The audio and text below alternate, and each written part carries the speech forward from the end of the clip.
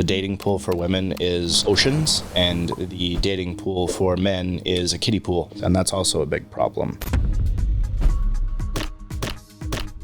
Is there a future of love and romance? Is love and romance dead? As a millennial, if a girl did Playboy, people would look at her and say like, oh, you know, she's hot, but very few people would want to date her. I grew up without OnlyFans. I made it.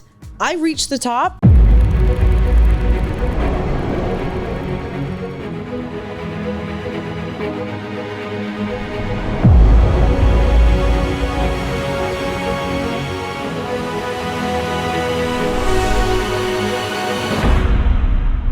Welcome back to the I Wish You Knew podcast, where we talk about the harsh dating realities that nobody else is willing to touch. Today, I'm joined by my good friend, Sarah Dawn Moore, as always. Sarah, good to see you again. Good to see you too, Adam. We're also joined today by Matt Daley. He's the president of a digital media company and also a digital expert. Matt, introduce yourself to the audience and tell them something you wish they knew about you or about the digital space. Well, thank you for having me on. This is a very unique experience to be sitting here with you wonderful people on a podcast discussing relationships.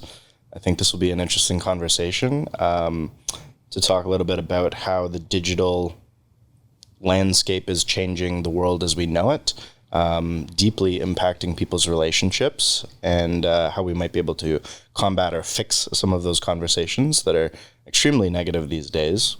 And that's kind of what I'm hoping to talk a little bit about. I wish the audience knew that it is okay to be sitting in the same home as one another or across from each other on dates with two different feeds entering their social media apps at all times, and therefore the ideas that enter their brain can be quite different and combative at times, and people should learn to treat screens as the news would have been before there was the internet. It's okay to have different opinions. It's okay to hear different messages, and you should be able to come together and talk through those issues instead of now just cast people aside for different think. Now, your pedigree in this field is really interesting, and I'd love for you to introduce yourself to the audience that way so they know how often you are online and exactly how you know about this space. What do you do? So I've been working in the social media sphere for about 5 or 6 years now. I haven't really thought about it in a while, so in and around that range.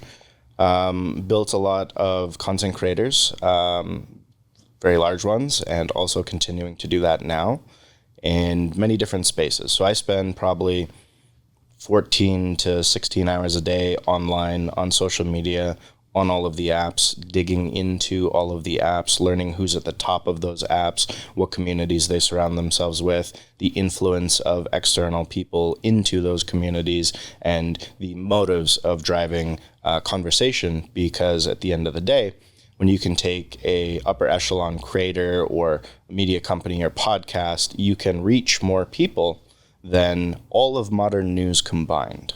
Wow. So you can have massive reach and impact, and people need to learn that there's usually an agenda behind some of those people. So Matt, social media has changed the dating landscape as we know it. I'm not quite sure for the better. What's your opinion on how people are navigating dating and relationships with social media? Can I ask a context question? Do you mean in the sense of a specific generation or just kind of broadly? I think that we could probably go broadly and then get into specific generations, because the millennials, you know, we didn't necessarily have phones on us per se. They came in college, and Facebook came during college. So we didn't have the influence, but I'd love your take on Gen Z and how they're being impacted by it. Sure. So funny enough, I was just having a conversation on the way here today with my Uber driver, and he was very chatty and open to sharing what he was doing with his life. And he mentioned that he is in his 50s and he was single, so he's figuring out the modern dating landscape. And he went back to an old ex, and they're dealing with that situation, we'll say. So I asked him, if that didn't work out, like, what would you be doing? How would you date in the modern age? And he says, I have absolutely no idea, because all I see is people casting people aside endlessly. I have a new choice. You disagree with me. I'm going to go find someone else. So I think, we work our way backwards to millennials and then Gen Z. there's a lot of people these days that are swipe culture. So different dating apps and endless choice is one thing. But I think that just having Instagram or other social media where people are getting bombarded with DMs from athletes or actors or celebrities or influencers all day long trying to fly people out, whether that's going to be to a different country or to a different state, and expectations start to happen, and it's kind of shocking how globalization has taken a hold of the West and modern relationships. And this is very interesting because a lot of the men who come to me in my DMs, if they self-identify as like an avoidant person, hey, Adam, I think you shared this piece of content. I think I might have avoidant attachment style. And it's because I keep breaking up with my girlfriends at 1 year, right? I have this idea that I just have to go back to the app and I will find someone better. I have total fear of missing out over and over and over. I can't make it stop. And they do. They go back to the app. It keeps enhancing their avoidant behaviors that they've already had. Sarah, have you experienced that maybe the men who come to you, do some of them have this challenge where they can't settle down into a relationship because they have so much choice? I think it's the opposite for them. I think they're frustrated because the women seem to have choices. But a lot of the men that follow me have just kind of given up on dating because they feel as though why put themselves in the game if women basically are getting endless options. I actually saw a reel today where a woman was showing her Hinge profile. She just opened Hinge and she had 1,400 messages from people, and it was going and kept rising. Blonde, young, pretty woman. So that's where we're at today. Is with men, they're basically just tapping out because they're saying, why I can't even compete with this. So potentially, yes, to your question, that they are becoming more avoidant because they just don't feel like that they can compete. Matt, is that something that you've noticed, that women are getting so many options that they are having a hard time staying in relationships? Yeah, I see a lot of that happening, especially with Gen Z. So a lot of the cultural dating conversations that those men and women are having with each other and their friend groups and all the content that they're putting out online is, yes, the dating pool for women is oceans, and the dating pool for men is a kiddie pool. Yeah. That's the difference that they're dealing with. So what a lot of men are doing now is they'll end up in a relationship. Maybe they met each other at school, or they met each other at, a hobby or just anything, like in real life, and they connect. There are content creators on TikTok who are guys who are quote unquote pickup artists these days for Gen Z specifically. So what they'll do is they'll make content teaching guys how to be better on dating apps in terms of flow of conversation. But what happens is that's some of their content. The other half of their content is the guys in the audience going, hey, you're really good at this. Can you try that on my girlfriend? So what they'll do is they'll send in the information, he'll block out all the names, and he'll then he'll Instagram DM or text or whatever information he has to get in touch with this girl. And maybe they've been together for 6 months or a year or 3 years or whatever it is. There's all different variables and scenarios. And he will hit on them with shirtless photos. And a lot of the time, they will start to hit on him back. And then he sends all that information to the guy. He doesn't take it too far. He doesn't ask for nudes or anything like that. But he goes, yeah, she's willing to cheat on you. She's willing to cheat on you. Is usually the thing. What? Mm-hmm. How much are they charging for this service? That's an interesting I don't think it's paid. It's just content. Wow. Yeah. Part of being a good partner is taking care of yourself so that the other person doesn't have to. And Rugged Legacy Grooming Supply will help you take care of yourself and look your best in your relationships. Okay, go back to the Gen Z type of situation. Are we lost? Is it lost for them? Will they ever...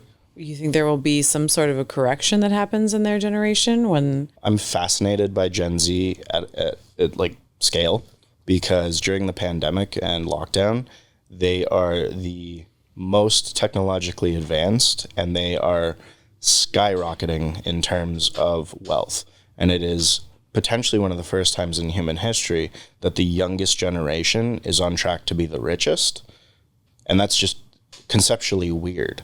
And they don't know what to do with the money. They don't know what to do with the relationships once they've got the money. They don't know how to interact with each other because they're like, I'm rich, why should I choose you? Or they're like, oh, I need to become a high value man. That's in the manosphere, the red pill community a lot these days, that these kids are sitting at home watching instead of TV. They come home, they get on an app, they see all this content going around, and they're like, oh, I must be that way. I must build myself up because, let's say a girl has an OnlyFans account and she's making millions of dollars throughout a year or a couple years or whatever it is. That guy has to build himself up as an entrepreneur, get some kind of money, whether that's drop shipping or music or video game playing or any type of content creation. Because what he knows for certain is if he goes and gets a 9-to-5 job as an accountant or working at McDonald's or just anything that a younger person would do when we were young, right? You'd see them all the time, 18 to 24-year-olds working in stores. I challenge you to find them now because they won't get a chance with people. I remember my first job was in retail. And that was the only option available at the time. That was it. Mm-hmm. If you want a job, you work your way up from the absolute bottom and all the boomers sit at the top and laugh at you and tell you, hey, someday, 60 years from now, you can have my job when I retire, if I ever do. Ha, ha, ha. And now it sounds like their options are limitless. OnlyFans, for example. Talk to us a little bit about how that is changing the dating dynamic, if men are angry about it, they love it, how women feel about it. I'm very curious what Gen Z's desires are or interests are with OnlyFans, because growing up as a millennial, if a girl did a Playboy, people would look at her and say like, oh, she's hot, but very few people would want to date her. Is that playing out with the dating pool now? Are guys not dating women because they're on OnlyFans? Do those women have limitless dates because everybody wants them? What's that like? I mean, observationally, I've seen a lot of the new content creators, the new rise of influencers coming out of TikTok. So the pandemic surge got a lot of people, a lot of followers. They end up in the several million follower space. And it's usually for all kinds of different content, whatever they're most passionate about. And then they hit a certain number, a certain vanity metric of followers. And whether it's just them, or it's them and their boyfriend, or it's them and their husband many times, they look at that and they go, why are we working dead-end jobs when we can hit the escape button in a matter of seconds?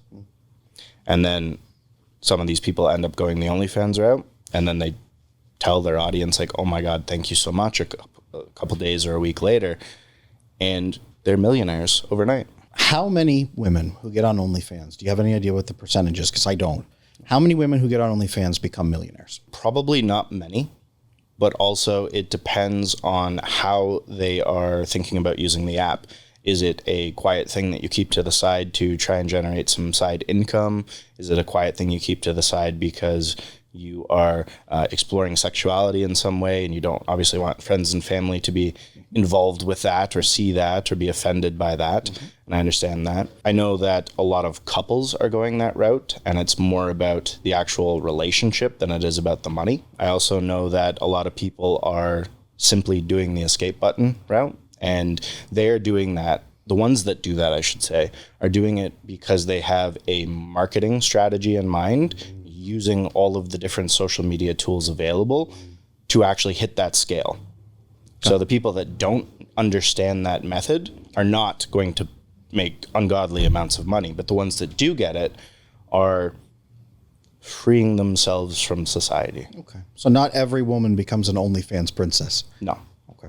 Are you worried about Gen Z's values and like where they lie? Because if they are valuing, I mean, we used to make fun of them, honestly. When I was waiting tables in college, these guys would walk in with their afflicted jeans and they had rhinestones all over them and fake tans, and they valued just materialistic things. And I see these Gen Zers just taking videos of Ferraris. There's like, where are their values if they're valuing the coin? That's the biggest thing that they're valuing. I think that through almost all of human history, people in the late teens to early 20s stage, whether that's our modern age of college and whatever that would be the equivalent of in the past, usually did. They were usually trying to find their way in life and figure out what relationships they wanted to be in, what they actually value. little bit of what their worth is. So that's why a lot of times relationships don't stem from college and being serious. You know, you're kind of exploring yourself, exploring new friends, new communities, new ideas, and figuring out who you want to be as a young adult. So I don't think there's anything really different happening. I think the ability to watch it happen has skyrocketed with the use of social media and our observation of what's happening at the time. I don't know what Gen Z in America will collectively value as a community and a country anymore, because there's so much divisiveness from everyone trying to choose their own path. But I think at the end of the day, whether it's a teenage guy sitting in his room trying to figure out drop shipping and then tell his mom that at the age of 16, he just made $180,000 in a month because he figured it out with his friends, is an escape button.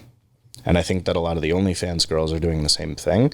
And I think in both scenarios, if you actually dig a little bit deeper into what their story was as to why they did this thing, it's to help them pay for school. It's to buy their mom a new house. It's to take care of a sick relative. It's to fund family members in a different country.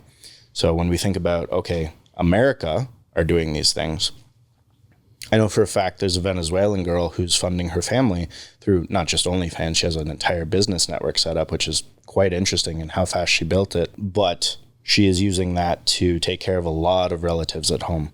Mm-hmm. So I think sometimes there's too much surface level judgment that can happen with these things and not enough understanding of the backstory as to why people might get into these things. I'm not saying it's good or bad either way. I'm just saying there's a lot of providing it can do for people in people's immediate circle that it's hard for us to judge and be like, that's definitively bad. But this isn't anything new, right? So Kim Kardashian, Paris Hilton, this has been going on for, those were the OnlyFans kind of models of my generation, because I am a millennial. And so, but what I've also seen is 10, 15, 20 years later, where Kim is sitting on the floor on an episode of the Kardashians and she's bawling her eyes out because North, or a daughter, or, you know, one of her eldest, is able to see this stuff now, and it's potentially being leaked. And she's got a lot of money and a lot of lawyers keeping it, you know, keeping the lid on her little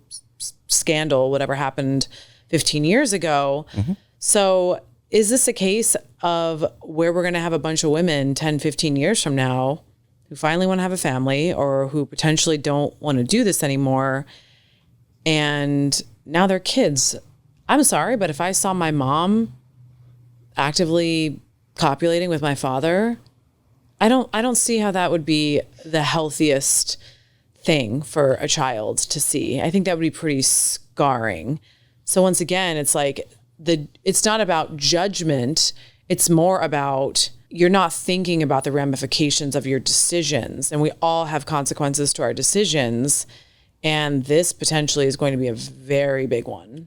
And if I could jump in there, let's deepen that even a little bit. So you talked earlier about people using social media to push and to create propaganda and to have an agenda behind it, is really what you said.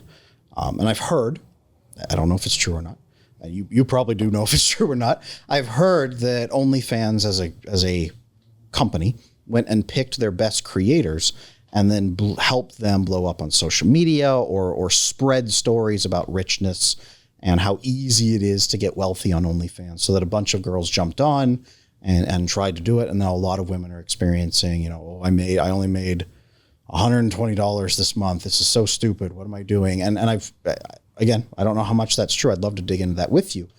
What does that look like from a sustainable system, as a sustainable approach? Are we looking at OnlyFans as here to stay from now on, or it's always going to be this and it's going to increase that way?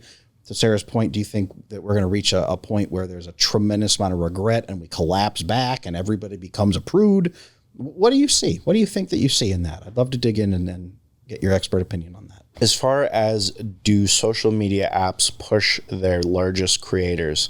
Yes. They usually try and get people into the platform and then heat them That was a term that TikTok used. So you're turning up the dial on reach, you're turning up the dial on engagement to try and get people going, oh my God, this is the best platform in the world. I want to be part of this too. And then FOMO takes place. There's not a social media app in the world that doesn't try and do that. So that's not, it's PR at the end of the day, right? So if you're saying, do people come into the app with large expectations and then don't really make it? Again, so let's put OnlyFans and let's say Facebook side by side. Do people start Facebook businesses and fail at scale? Yes. So it's kind of like one for one. There's no real difference. It's just you're selling different product or services or whatever it's going to be. Sure.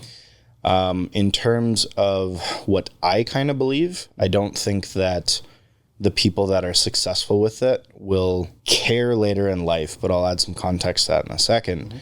To the point of what you're bringing up about Kim Kardashian and how she's kind of going, like, I don't watch the show. I've seen a clip or two of her saying things like, oh my God, I'm this age. I'm, extremely wealthy. I have kids with, does she have kids with different dads? Or I don't know. No, just Kanye. Just one. Okay. There's a little bit of baggage there as Kanye is stepdad, I'm sure. And I know that she said, like, no one's going to want to date me. Right. I think it's much less to do with the, tape and more of like just a situation in life. I think there's a lot of people that might be in their 40s and 50s and have a couple kids or a couple different kids, and that's just a unique dating struggle to that age bracket. Well, that's at the time, one, but she's also talking about her kids finding those videos. Yep. So I'll touch on that too. I think it can only be decided by the individual and not society at large. It's too easy to be like, you shouldn't do that, you'll feel this way, people will judge you, etc. If there could potentially be net positive for a lot of people's lives. I think it's... Well, then how is a moral compass of a society even formed if everyone is just picking the best possible outcome for their life? Where is the societal structure? Where is the glue that holds everything together? Because if I was just doing what was best for me in my life, then what keeps me from taking out the neighbor? Because that was best for me. Great question. So it wouldn't come down to, I think, taking out the neighbor. It would just be ignoring the neighbor. So as far as society at large goes, yes, I think there's mass collapse of shared values. So if the neighbor was a pedophile, I just ignore that neighbor? I'm confused. What do you mean? If there's no consequences, if there's no social fabric, if there's no, my decisions don't impact you, then I'll do whatever the hell that I want. And you'll just ignore me, even if that means hurting America. Children. That's exactly how America was formed. Nobody can look into each other's house. And then if someone's doing some heinous stuff like that, they go to prison real fast. So I guess a good question would be, there seems a big divide over this. And I think we as a culture, we're going to have to try to figure out how to reconcile this. I think at some point, one group of people in society would argue that OnlyFans is prostitution, that prostitution is bad, that you inherently will be miserable because you are doing something that is bad, and that everyone around you will shame you for it. Or later in life, you will develop an inherent, oh no, what did I do? I was bad, is the idea. And then you have the second group, right? The opposite extreme. I'm sure there's people in the middle, but the opposite extreme would say that there is no reason for a woman to feel guilty about using her body, about showing her body. That there's nothing inherently sinful, or to use a religious term, or miserable, that these women aren't going to say, oh, I did OnlyFans and now I'm ashamed and want to kill myself. And that we are using a social construct to make women ashamed artificially of things that, for example, that bonobo chimps do in the nature. I hear that all the time. What's your idea here, Matt? If you would dig in with us a little bit, are we experiencing a pendulum effect where society as a whole is shifting toward sexual exploration, and then society as a whole will shift back toward neo-Puritanism? Do you think we're going to stay that way? Is it a fracturing of morals? What do you think is happening here? What do you see in the future? I think that if you take it down to the individual level, that you say, should women feel shamed or anything like that, right? I think the only person that should decide whether they feel shame or not is the woman doing whatever she's doing. So society looking inward instead of her looking outward is irrelevant. Like, who are we to decide what someone should be shameful of? To a degree, I think that's very subjective, and I think that's contextual based on, there shouldn't be crime. Is she harming someone? Right? I don't think so. And if she feels differently later on, then that's the decision she made and went with her life forward in, and she has to figure that out. Okay. I think that when we say women, OnlyFans, all these things, it's actually interesting. There's a lot more couples doing it than most people realize, and I could be wrong on this. I think the top creator on OnlyFans is Tyga, so a man. Interesting. Yeah. Interesting. Okay. Yeah, and there's quite a few doing that on there as well. So, and you also have to wonder what type of content is being put out there. So, is it prostitution? I don't know. Are people sleeping together on there? Or like, there's many different avenues that people take, I'm sure. So, I want to pitch this to you for a second. There's a content creator I came across many years ago who I really think is doing good for the world by providing. So he is a content creator that blew up on TikTok. He was trapped in the pandemic in South America. I might get the story wrong a little bit, but I believe he was an alcoholic who was going to die. And he wanted to not be an alcoholic. So he left everything in his life behind, and he went to South America to travel and I don't know what's about to happen next, but I'm going to live or I'm going to die. Sure. And he got trapped there in the pandemic. And what was really interesting was this family took him in. He didn't speak a word of Spanish, I think. It was very hard to figure out what was going on. And this grandmother protected him for the entire time and fed him. And they had almost nothing. Wow. Like they could barely feed themselves, but they kept this man alive. Wow. So he used TikTok to create content to get the word out to try and raise money for not only this family, but as many families as possible. So now he has an NGO. He uses millions and millions of views to generate eyeballs to get money in, and they go build homes in South America, and they bring toys to kids in South America, and they build beds and roofs and anything that they can do to support people. That sounds wonderful. And that's through the use of technology and social media. And that is potentially viewed as good and providing. I'm sure there's many people that go, alcoholic, bad. Sure. So if on the flip side of that, it's a woman on TikTok, on OnlyFans, and she is able to do anything she's doing to make money, to provide for her immediate family, and then start extrapolating that outward into community, sister, the sister's kids, brother's kids, and that starts to protect the immediate familial unit and the circle around them. I struggle to say, you are bad. That is bad. All she's doing is trying to provide in the modern age. Now, when we look outside of that and we go, okay, back to dating and relationships and things like that. Yes, many years later, she could be like, I don't feel so good about that morally, or the kids have seen something or whatever it is. But it's too difficult to say that was a really bad decision if you've taken care of a lot of people along the way. I think that's very difficult. Well, but difficult in the eyes of whom? External people. So I think that has to be something like right. But if I'm the child, then isn't it a responsibility of a mother to have a foreshadowing of what is going to potentially traumatize my child? I am going to act in a certain way before I bring a child into this world, so that when they don't, let's say my friend sends them, an OnlyFans picture of my mother, I can't imagine that the child would feel that there wasn't some sort of an emotional or mental impact for sure of seeing their mother. So here's two scenarios that I'm actually glad you brought that up, because this is something I wanted to discuss with this. So in one real scenario, there are single girls who are in such a terrible life circumstance in America, beaten by family members, no friends, no prospects, no money, no hope. And then they sign up for OnlyFans, and then they make some money, and they flee a horribly abusive scenario. And they get a condo or wherever they end up living, right? They get an apartment, condo. Now they're on their own. They're away from this terrible situation. And that decision might certainly impact them emotionally, and impact their kids later on in life. But if they've escaped this with that escape button, I don't know that that's bad. I don't have an answer for that.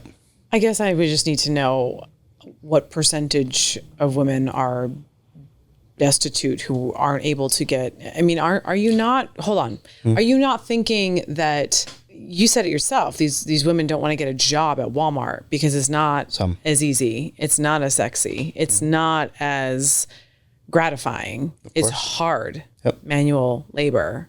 And my concern is that this generation, I saw it happening when I was in a different capacity, when I was in corporate America, and these kids would come to me for mentoring, and they would come to me for certain type of advice on how to get a job like I had. I had a very, very high-powered job. It took me 15 years to build that career, and they wanted to sidestep all the work that I had put in. And I said, there's no easy way to do this. You have to work hard. They didn't like that answer. They didn't want to hear that answer. And so my fear is that this generation we are raising, that we have raised, is extremely narcissistic, extremely self-centered. They don't value hard work because it is not hard to get a bunch of men to pay for you to show your tits, to have, you know, using masturbation is a bunch of guys who are lonely and sad. And I'm not necessarily disagreeing, but can I ask, so you said it's not hard to get men to pay for that. Where would they come from? No, I'm saying that they are choosing, this generation is choosing. If you just pop open an account, if you make an account, you put out content, it's not like a social media app where it's just shown to a bunch of people. So where do they get the people from? I have no idea. I don't know. They're from tremendous amounts of work. Well, they're in my, for example, my Twitter feed all the time. If I post something about sex, their account, they scroll through and they drop like, hey, you could see me right here on OnlyFans. If I mention anything that could, even just a word that could be accidentally used for sex, they drop immediately into my replies with some like, hey, you can watch me, and like most explicit material. You do this at the screen when you scroll and thrive. But they work hard to pull in all kinds of marketing to build those accounts. It's pretty wild what they do. Yeah, and I think blanket statements are the difficult part. I agree with a lot of what you just said. I think that it's having terrible impacts potentially on the women later in life, on the children, and I think it's really damaging a lot of dating experiences because all the guys are going, okay, I've got kind of two scenarios right now. She's either probably going to get a bunch of DMs on just regular social media, or she might have an OnlyFans, and she's got all this opportunity and all this money before her. What do I bring to the table? What do I have to offer?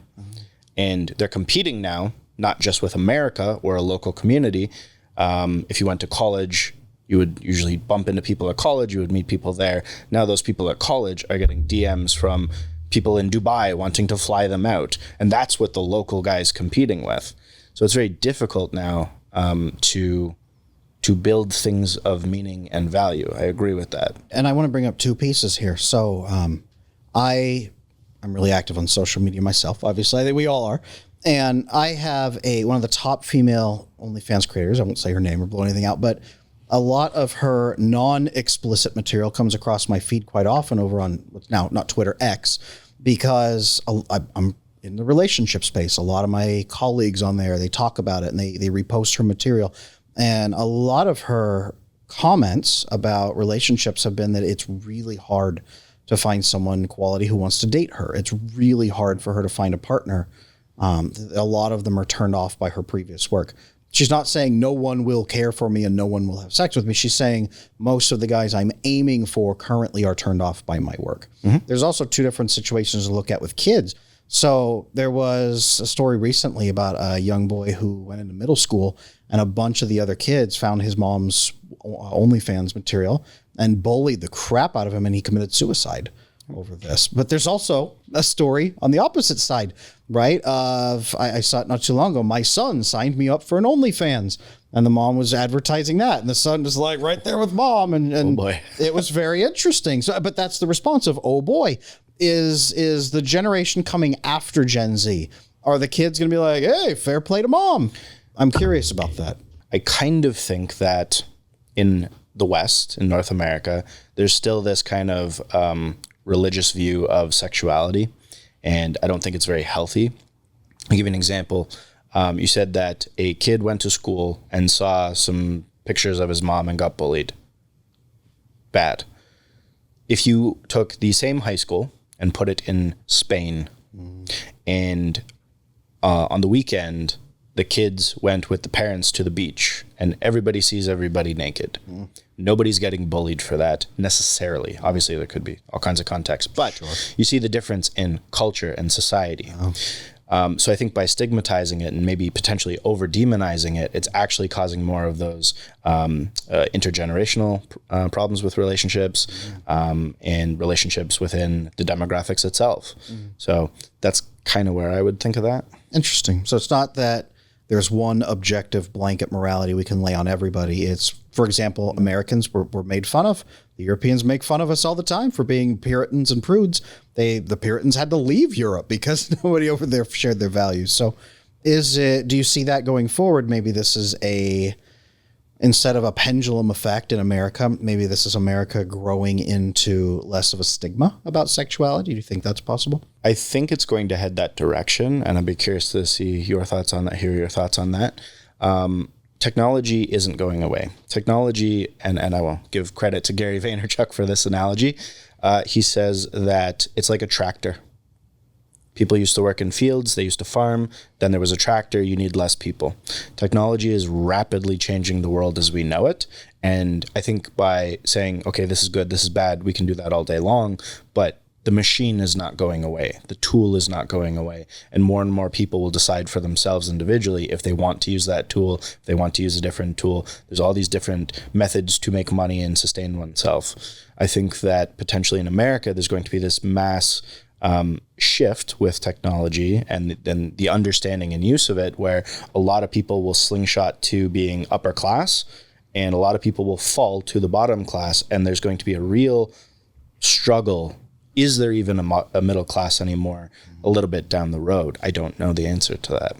Guys, I want to tell you about our sponsor today, Rugged Legacy, because from a woman's perspective, there is nothing more annoying than kissing a guy and then walking into the restaurant looking like you just rubbed up against some sandpaper. So this will help you, and this will make your woman happy.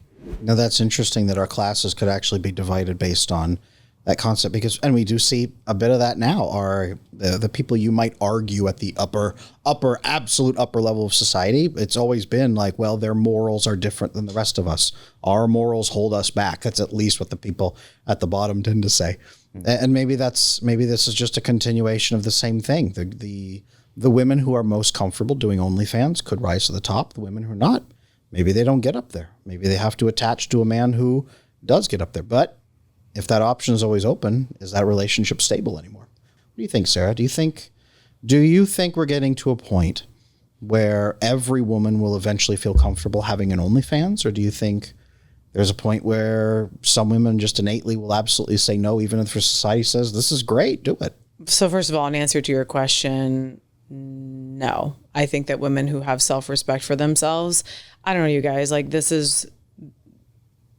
I think you guys are talking like men. It's like very systematic, and you're talking about like cause and effect and this and that, and it's like two robots talking. Like, this is just bullshit, you guys. We have a whole generation of kids who are spoiled, rotten little princesses. We have women who are highly emotionally damaged, who are not able to get married because of guys, because we have a bunch of simps who are helping to promote this type of behavior. And you're talking about like not judging and not morals and this, that. It's like, of course there's judgment. Of course there has to be, because our society is going to fall apart. I was taught as a woman to respect yourself, keep your clothes on.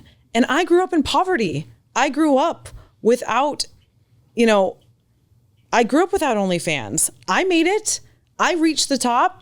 I made six figures. Like, I got out of the food stamps that we were raised on without showing skin, without having to cheapen or lessen my self-esteem, because I had positive influences telling me these are the consequences. This is how you will feel. So you can't tell me that a woman... Should people judge that journey outside people looking in on that wonderful success story. Should they be able to judge that though? What judgment would they have? Well, I think there would be a lot of people who would take issue with the reaching the top by working with a pharmaceutical company. I think there could be a lot of contention there. Sure. Yeah. They No can judgment. judge all they want. No judgment from me, but you see how people could have an opinion about that. I'm sure there's a lot of people that hate that industry. Yeah, and they for can sure. come and attack you, And which I there's don't think is right there's either. also many sick people who would shake my hand and Exactly. bow at my feet and say, Yeah. thank you so much. Yeah. But we were also curing massive diseases and massive ailments that people were dying from. Yep. And then these medications came along and they were able to have a high quality of life. So hold there's on. So you're saying that because I'm showing you my naked body and because I'm feeding your addiction to porn and because I'm feeding your addiction to an OnlyFans model, that's the same as the pharmaceutical industry potentially? No, I think that the people who admire their journey as much as you admired yours shouldn't be judged or shamed for doing it. I think I think that's debatable. And as a woman, I still don't think that I don't have to judge you. I don't really care what you do, but my argument is The American way. I don't care. Yeah, whatever. Like, So your is that choice is that your potentially the choice. shared value though that actually holds people in America together is how much judgment and disagreement and I like your way, you shouldn't like my way. All I don't of think these there's things. anything Isn't that holding kind of the crux America of together America? right now. No, I don't think that there is anything holding America together. How is that holding America together? The ability to disagree without it all crumbling apart. But isn't it crumbling apart? Subjectively. Also, on the same time, there's more people in Gen Z who we might all have opinions about becoming millionaires overnight. And I'm not actually talking about OnlyFans. I'm talking about how they understand technology better than so many people around the world and have the unique opportunity to be in America where the reach from those social media companies is astonishing, and the purchasing power of, let's say, an e-com product, a mug as an example, is changing people's lives. And I think that we don't quite know yet, but 20 years from now, looking back on Gen Z, I think we're going to be very proud of them at scale. But you just said that the richer are getting richer and the poor are getting poorer. So again, that is based off of whose perception that they're going to be proud of them for making them more poor, for causing more of a... Well, I don't think it's that they're making each other poorer or richer. I just think that the levels are rapidly changing between who can go from 0 to 1 million and people that are potentially stuck in jobs that, as an example, might be highly disrupted by technology, trucking or something like that. Anything with AI, a lot of plumbing jobs, electrician jobs are disappearing like crazy. There might be big infrastructure issues down the road. So maybe suddenly tradespeople are the millionaires all of a sudden, right? It depends what you can charge because there's no clear path forward yet because of how much change is before us. There's no incentivization then for anyone to take a trades job or there's no incentivization then for... Then society will shift through regulation and law change to say, hey guys, we really need this. We need you to do this. Maybe schooling changes from all of the different programs that exist now in university, and it becomes much more oriented towards the trades 20 years from now, as an example. I'm not sure that will happen, but... Okay, but the difference between me and an OnlyFans model, though, is basically mental health. You've seen some of the consequences of some of these Only models. This Amareth, or I don't even know what her name is. You know, she's had leaked her boyfriend's messages of him mentally, physically abusing her. She had basically leaked it to her fans, and it became, you know, a huge social media plug or story that everyone seemed to be talking about. So there's no way that you can tell me that me throwing wine boxes at a Fry's Food and Drug, trying to make myself something, working for $20 an hour. Yeah. Was I mentally stable? Yeah. Did I have a relationship at the time? Yeah, I was doing great. Did I have a boyfriend that was abusing me mentally because I was on OnlyFans? How can you say that these women aren't affected from a mental health standpoint? And where you just said a study to me the other day that women are more on antidepressants, more depressed than ever before. So as a society, are we not collectively caring? Like, F it. You just do whatever you want, no consequences. Even if your mental health fails, even if you have abusive relationships, even if you have daddy issues, like, how is that taking responsibility for society? Or as a woman, again, the nurturing, the caring, the person that wants to talk to these women to potentially help them see there are other ways to wealth. Two interesting parts there. So the first I would say is there's definitely other pathways to wealth, but I externally shouldn't tell you how you should get there as a human being. I think that's up to the individual. I shouldn't be like, you can or can't do that. That's kind of the American way a little bit. But while you were saying that story, I was thinking about a very viral video that went around just the other day on TikTok, and it was about a nature photograph that was taken, and it won a lot of awards. And it was the face of a deer, a mother deer, and it was being attacked by, I believe, cheetahs. And it was about to die. And the photographer that was taking that photo was watching the situation just before it happened and then snapped it. And the mom sacrificed herself so that the kids could live, to get away from the cheetahs and being eaten and die. What happens next after the photographer left and those kids grow up, or they're eaten 3 days later because they don't know how to survive, is impossible to say. But I think there are potentially circumstances where women are going into any avenue of social media and trying to build themselves up, where they are potentially trying to get out of a very bad situation or sacrifice themselves, some happiness, some laughs down the road, which are going to negatively impact them, to try and better their immediate family, their children. In some way, I think they are protecting people. This is interesting because it comes back to the old cliche that every exotic dancer / stripper is a single mom trying to raise her kids. A lot of and I've worked with a number of women over the years, through my years as a licensed marriage and family therapist, as a psychotherapist doing treatment. A lot of single moms coming in who did say, you know what, I do have a history of this work over here. Here are my kids. And then using that money, can you help my children to help and grow? Can you improve them? So I think that I definitely have a moral opinion, and I have my own ideas on this. I won't get into that right now. I'm interested to dig in with you and where we're going, but I can see a point in having the options there, and that some people will select them, and that some good could still come out of it. Mm-hmm. What I'm curious about most here is, what does this mean for love and romance in the future? Is there a future of love and romance? Is love and romance dead? Is romance gone because of the rise of this sort of idea that you can get feelings anywhere from whoever? What do you think of that?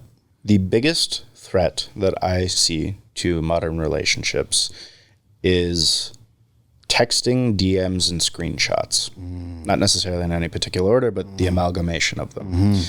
So I think that a lot of the youth, as you mentioned, and that sounds like a terrible story because that guy sounds crazy. I haven't seen it. I don't know the details. You should be able to reach out for help and identify threats and problems. But I see a lot of the youth trying to shame and destroy and cancel and attack one another in both sides.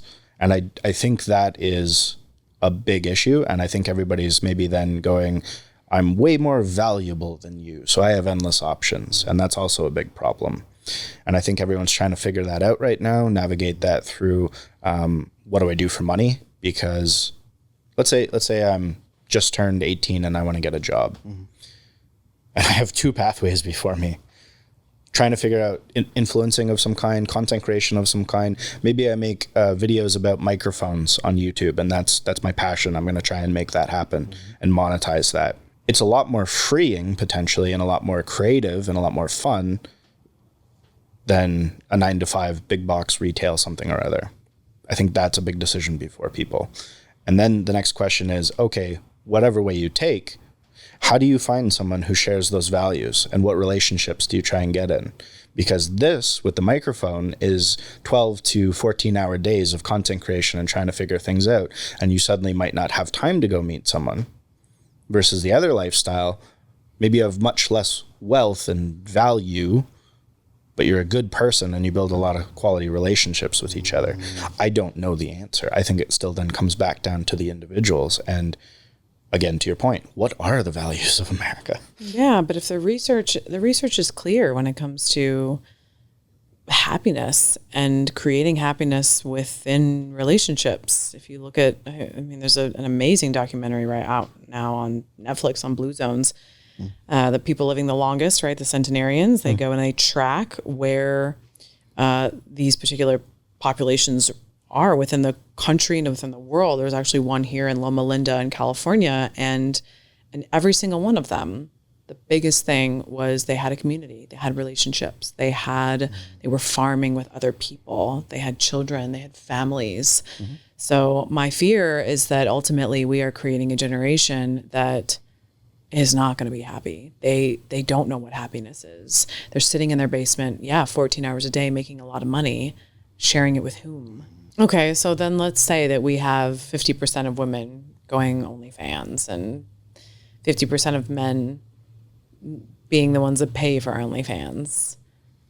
Are we going to live in a matrix or some sort of meta universe where all we're doing is communicating with each other within that universe and not having real relationships? Like, where do you see the future of relationships if social media and all these platforms are continuing to grow? Where's the line that gets drawn? Like, is there still a place for happiness and love in the future? Yeah, like real love. I think that we are going through a digital renaissance right now, and that's why I'm extremely hopeful for the future.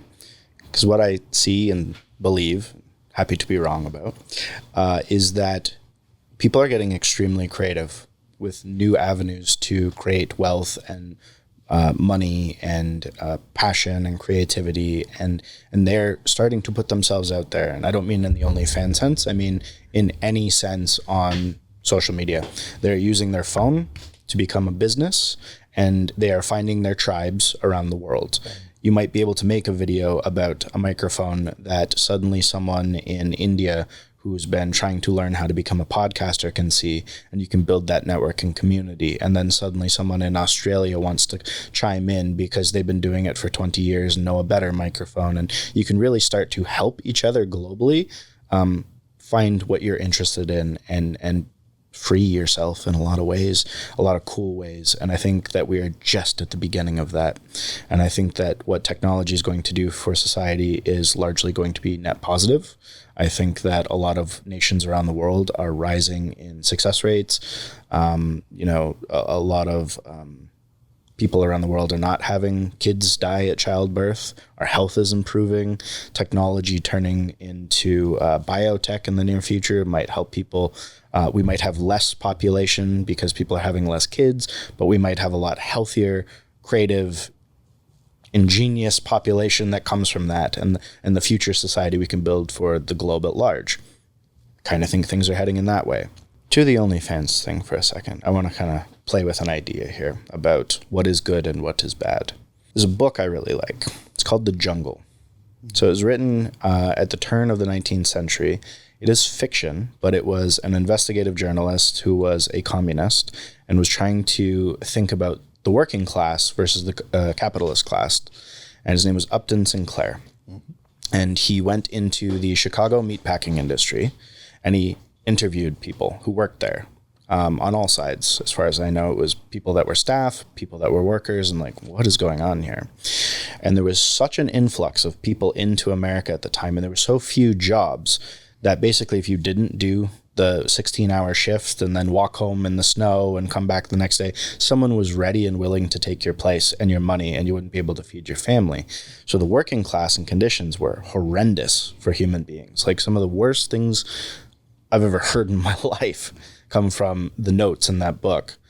And then on the flip side of that is the people generating all of that money, sitting in their, nice homes with the fireplace, treating human beings horribly, but producing meat that fed a whole bunch of people. When you look at that, you go, this is terrible and bad at the same time. What is right? What is morally right? I don't know. So as far as the future of relationships go, I think back to that exact point. I don't know. And I think everyone's trying to weigh into the zeitgeist, the social commentary about what that future could and should look like. I think that over time, that arena will sort itself out, but I cannot necessarily comment on a definitive. I think that there is always duality to every situation. Yes, and so yes, a lot of the Kim Kardashian stuff is happening where they're horribly upset later in life, and I'm not advocating that kids should be put into that position by any means. I'm not saying that women should go sign up for OnlyFans tomorrow. I just think that whatever pathway the individual is choosing to try and do something better for themselves and then their community and then their actual community and then potentially country is something that we have to look at. And that's always the lens that we should try and apply to each situation to make sure that we don't fall apart as a society. We don't want too much judgment. We want a little bit more understanding and then still have opinions and, morals and things from our own perspective, but not so much putting people down, but trying to build people up. So how I got my start as a coach was working with addiction and trauma. People who were incredibly traumatized, who had very poor upbringings, parents that abandoned them, come from broken homes. And a lot of them ended up in addiction, with porn, with prostitution, became strippers because of the trauma that they had been through. Mm-hmm. So it's very hard for me to ignore the big elephant in the room, which is the fact that a lot of these people are suffering from some pretty severe mental health trauma and issues. So as a coach and as somebody who has helped a lot of people overcome these issues, it's just very difficult for me to say that there's not going to be any ramifications about this or any type of that you're just feeding this nasty type of an addiction. And I know with working with these with these people that they weren't happy. They were miserable. Mm-hmm. And a lot of them canceled themselves. A lot of them do end up committing the S word. I don't know if I can say that on YouTube or any of these places, but a lot of them ended up really, really miserable and unhappy, not able to be thriving in relationships, not able to be functioning members of society, and their life was just wretched. So I don't know. I don't think that I can really, it's not a judgment. It's more of I want to help, let them understand that there is another way, that their life has meaning and purpose, and what they're missing is the void that they're trying to fill from these outside sources is why they potentially get into some of these things. Because a lot of people that have healthy upbringings, secure parents, loving parents who are both there, I don't think take some of these avenues, take some of these routes, get into these addictive processes because you don't fall prey to them, because you have a social system to fall back on. You know what is healthy for you. You have people to rely on. You have people that are holding you accountable. That is what, 12-step essentially is it's a community of people that come together that provide that family structure for you. And that is how people get better. That is how people get out of these certain situations and become thriving members of society. So I counseled women who were porn stars, who were prostitutes. And the minute that they felt loved, appreciated, accepted, given that fatherly figure that they had always wanted, they left the industry and they were able to find amazing, fulfilling professions where they didn't have to sell their soul. I don't think, so that last part, I don't think they're selling their soul, but I want to come back to what you said about broken homes and then people ending up in that position and then people exiting, we'll say, right? So it's that last part that we're mostly in agreement on, and then I'm saying the why that might be happening is because of the judgment being passed at scale. So imagine you have no other option. You've individually decided you have no other option to go that route and end up in that scenario because of a broken home or addiction or trauma or anything. And you're now in that position. And then the world comes in and says you're an evil, terrible person, or what you're doing is bad. And the damage that can have on your last hope is what I'm cautioning against. And I'll give you an example of this. There's a song that went hyper viral in the 90s. City High, what would you do? And I would encourage people to listen to that song before they say definitively that's bad. I think that you have to work with those people on an individual level and see if there's a way to help people get out of a bad situation, or not shame them on their last straw. So I've got one last thought before we close out here for people who might not be satisfied with this discussion, for people who maybe didn't feel like there was their side won, or they felt like one of us has argued wrong. Two key points. I think that we're in the middle of, like you said, a digital renaissance. I think it's also a cultural shift. So in talking to a lot of people that I've spoken to over the years, two interesting people have really stood out to me. One was a preacher down in Louisiana who said that over the last 1,000 years, 1,500 years, that Christians in the West have been extremely pampered because every culture in the West has been designed around, or at least mostly around, their morals, right? This is bad, this is good. All the laws support that, and they didn't have to stretch out and be too uncomfortable, right? He thinks that we're turning a point where that's no longer going to be the case. We're going to have laws that restrict us, laws that persecute us, is what he was saying. So we're no longer going to be spoiled, and we need to understand that things are going to change and things will be very uncomfortable. At the same time, I've spoken to Catholic priests who, a lot of them in their collectives, in their groups, when they get together in retreats, they're discussing how we are in America, in many ways, in a post-Christian nation where we are growing past that. There are changes. The Catholic Church is encouraging people in America, their leaders especially, to switch from maintenance mode into outreach and evangelical mode, to evangelization mode, to we now have to bring people back in as if we live in a pagan nation, is how they're changing things. So what's interesting here is the change that we're making here, the thing we're discussing. OnlyFans, is it prostitution? If it is prostitution bad? I look at the old Mesopotamian religion, for example, of the cult of Inanna, and she was a goddess of, in many ways, of prostitution. You actually, to be initiated into her religion as a priestess, you had to sit on the temple steps and someone would throw money in your lap and you would have sex with them. And it was considered a holy act to engage in prostitution in her cult. Is it possible that America could be leading the world into that? Maybe OnlyFans won't be viewed as an awful thing. Maybe it will be viewed as, all right, empowering, you go girl kind of culture. We could be heading in that direction. I'm not arguing for it. I'm not saying it's great. I'm just saying we might be very uncomfortable in the future. All of us could be very uncomfortable in the future as we move forward into this discussion. So I encourage everybody at home, please let us know what you think of this discussion. Drop some comments down below, contact us, have a discussion of your own about this episode. Share this with your friends and find out what they think. This should be the beginning of a conversation, a continuation of it. I encourage you to discuss what we're talking about. Do you think one of us is right? One of us is wrong?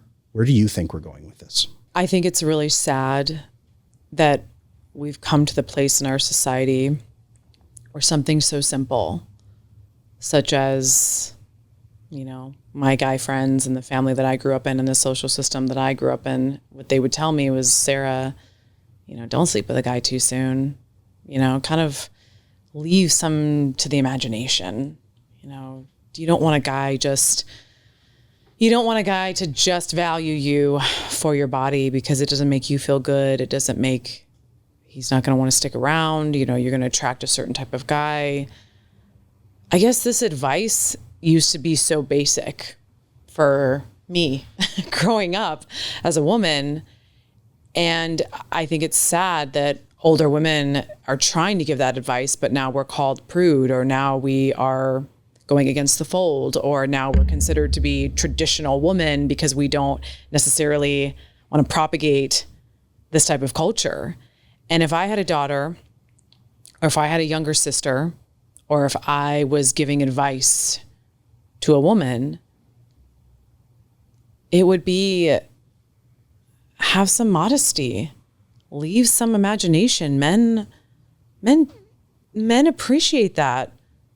Men want you to have some sort of pride, to not show skin, to be respectable, to value yourself so that they feel as though you're not just laying it all out for the world to see. Men go to wars for their queen, not for everyone's queen, for their queen. So it makes me sad that we're even having this discussion. It makes me sad that women are going to be raised in a society where they're even given an option to go be a prostitute or to go be an OnlyFans model, and they're selling their soul for money. I think that we are going to have a lot of unhappy, even more single, even more sad women in the future. And I guess it's open for debate, but there's no shame in this. It's more of an older sister coming to you and saying, there's other ways. And, it just makes me sad, that's all. And as a woman, I feel bad for other women who don't have the self-esteem to say no. So I think the key takeaway for me would be, I wish you knew that if you've chosen to go that route and your parent finds out or your friend finds out or a guy dating you finds out and they try and shame you for it, that you don't have to feel like you need to kill yourself. Guys, great discussion here today. Thank you for being willing to have this difficult talk. This was rough. Everybody at home, I'm sure it was rough on you. Take some time, do some self-care. For now, I am Adam Lane Smith. You can find everything about me on adamlanesmith.com. My good friend, Sarah Dawn Moore, is at sarahdawnmoore.com, where you can find our courses, our coaching. If you just need to send us a virtual hug, we are also there and all over social media. Matt, where can people find you? I guess people could find me on Instagram. I will be looking forward to your hateful DMs and your explanations as to why I'm wrong. I actually accept that. If you have any differing thoughts, happy to hear them. I'm not advocating one way or the other. I just don't want people to feel hopeless. So if it's external shame that's making them feel hopeless, I don't think that's good. But I'm not necessarily advocating for like, hey, go sign up tomorrow. It's not my take on it either. So Instagram, Matt __ Daley. That's it. And that will be in the show notes and in the description. You'll find all that information down there. Until next time, take care of yourself and we'll see you again.